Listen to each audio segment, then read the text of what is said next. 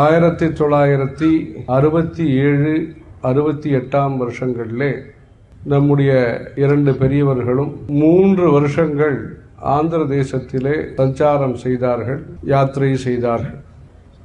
ஸ்ரீகாளஹஸ்தி, ராஜமன்றி, செகந்திராபாத் போன்ற ஊர்களிலே சாதுர்மாசத்தை விரதத்தை அனுஷ்டானம் செய்தார்கள். கிராமமாக சென்று நம்முடைய வேதங்கள், சாஸ்திரங்கள், புராணங்கள், கலைகள் இதனுடைய முக்கியத்துவத்தை உணர்த்தி பல்வேறு நிகழ்ச்சிகளை நடத்தினார்கள். புதுக்கோட்டை பக்கத்திலே இருக்கக்கூடிய இளையாத்தங்குடி என்கிற ஊரிலே வியாச பாரத கலாதி வித்வத் சதஸ் என்பதாக ஒரு மாநாட்டை நடத்தினார்கள். நல்ல நெறிகளை பல்வேறு விதமாக நம்முடைய இந்திய கலாச்சாரம் போதிக்கிறது, இந்து சமயத்திலே தெரிவிக்கிறார்கள்.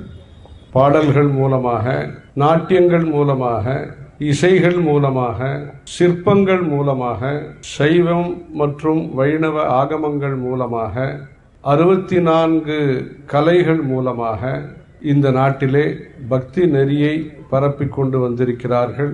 முனிவர்கள், சித்தர்கள், யோகிகள், நல்ல மனிதர்கள் இந்த பணியை செய்து வந்திருக்கிறார்கள்.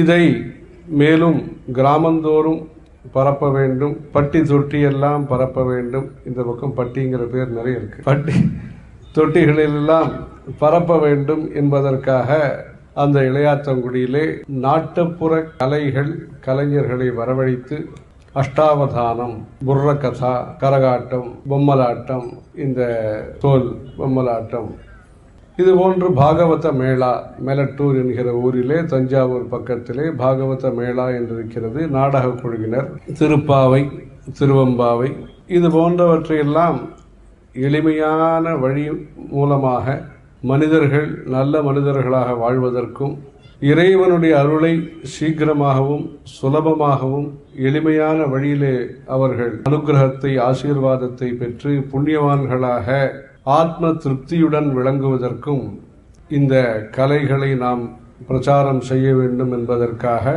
அந்த கலாச்சார விழாக்களை இளையாத்தங்குடியிலேயும், மதுரை அடுத்த நாராயணபுரம் என்கிற ஊரிலேயும், ஸ்ரீகாளஹஸ்தியிலேயும், விஜயவாடாவிலேயும், செகந்திராபாத்திலேயும் நடத்தினார்கள். பிறகு காஞ்சிபுரத்திலேயும் நடத்தினார்கள். பிறகு 82 வருஷம், 83 வருஷம் ஆரம்பத்திலே சென்னையிலேயும் பெரிய மைதானத்திலே அப்பொழுதைய முதலமைச்சர் அவர்கள் மூலமாக அவரும் கலந்து கொண்டு இந்து சமய கலை விழா என்பதாக ஒரு நிகழ்ச்சியும் நடத்தினார்கள். தென்னாடுடைய சிவனையை போற்றி, எந்நாட்டவர்க்கும் இறைவா போற்றி.